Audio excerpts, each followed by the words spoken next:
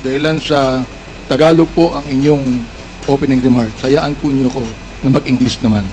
Sapagkat mayroong isang abogado dito, ininsulto ang isang member ng Quadcom na hindi raw marunong mag-English. Gusto ko pong sabihin sa abogadong yan na ako po ay marunong mag-English. Galit na galit daw itong si Congressman with regards. Congressman with regards. Sabi ko sa iyo, walang S ang with regard. Paulit-ulit ka naman with regards eh.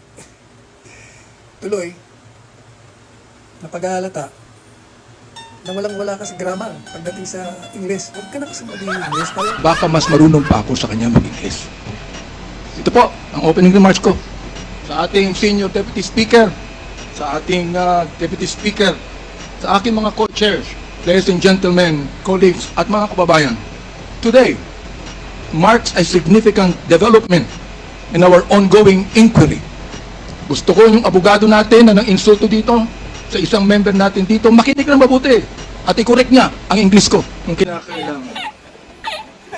For the first time, former President Rodrigo Duterte will appear before this committee to answer questions posed by his members.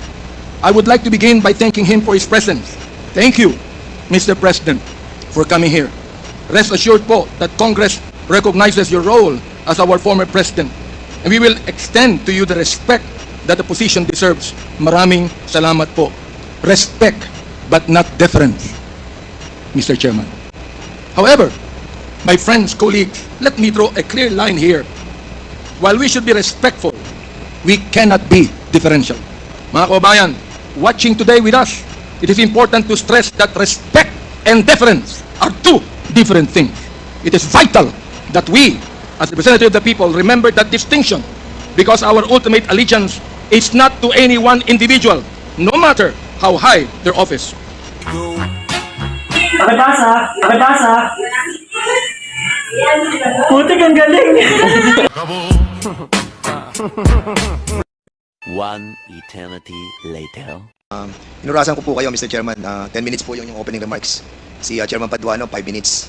Si Chairman Abante, 30 minutes po ang kanyang inubos. At sa totoo lang po, wala na pong tayong oras. At siyempre po, we have to consider also the health of the former President. And I think I will not be delivering any opening remarks. And I will be asking na lang po siguro yung ating pong technician to present a video clip.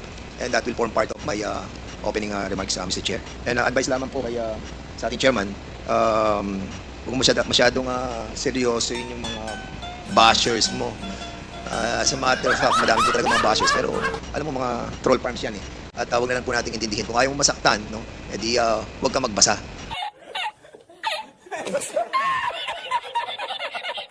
I think we all know na marami po talaga itong mga troll farms at yan naman po talagang ginagamit na taktika against us all. But at any rate, Mr. Chairman, ito pong video ito na ginawa po ng ating pong Quad Committee ay will be formed part of the committee. Before that, Congressman Fernandez, how many minutes is that video?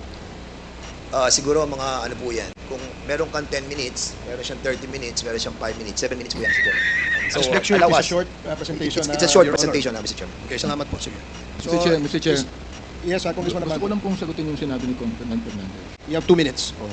Alam mo talagang marami, pero hindi ko binabasa yan. Hindi ko inaalala yan. Gusto ko lang sabihin sa DDS Troll at DDS Vloggers, ilang boto ba ang ibinigay nyo sa former President sa botong ibinigay ng Baptist community sa kanya? Yun ang po ang tanong ko.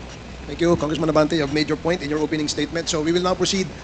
Instead of delivering an opening remarks, you said you're going to show a clip.